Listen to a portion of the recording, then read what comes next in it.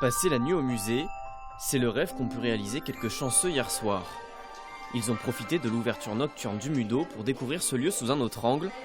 Pour l'occasion, les tableaux sont racontés en histoire, de quoi intéresser les enfants, mais aussi les parents. Je crois qu'Odium est arrivé à la fin de son voyage. Ça donne une autre ambiance et puis c'est chouette pour les enfants aussi de découvrir le musée autrement. C'était assez joli et drôle aussi. C'est important parce que de côtoyer tout ce qui est culturel, ça éveille forcément l'imagination, la création chez les enfants. L'objectif pour le musée, des visites ludiques pour rendre l'art accessible.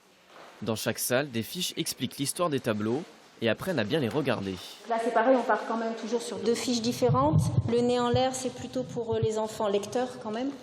Avec d'abord d'essayer de trouver le tableau, donc d'observer, et ensuite d'avoir des explications assez simples pour les enfants à partir de 7 ans. L'innovation cette année, c'est la projection de l'exposition permanente sur les murs du palais épiscopal. Une manière de donner vie à ces œuvres du 19e siècle, mais aussi à ce bâtiment vieux de 900 ans. Moi j'aime beaucoup le contraste parce que j'aime beaucoup les expos aussi du 19-20e, les peintres du 20e et justement ça bouscule un peu nos habitudes, nos idées reçues, donc c'est une très belle idée. Ça permet de voir les œuvres d'une autre manière et moi j'aime beaucoup. Ouais. Ça donne une vision un peu décalée, un peu différente des œuvres. Par contre je trouve qu'il manque une bande son, il manque quelque chose qui mette en perspective sonore. Une remarque que les organisateurs écouteront sans doute. Le musée aimerait renouveler et améliorer l'expérience dans les prochaines années.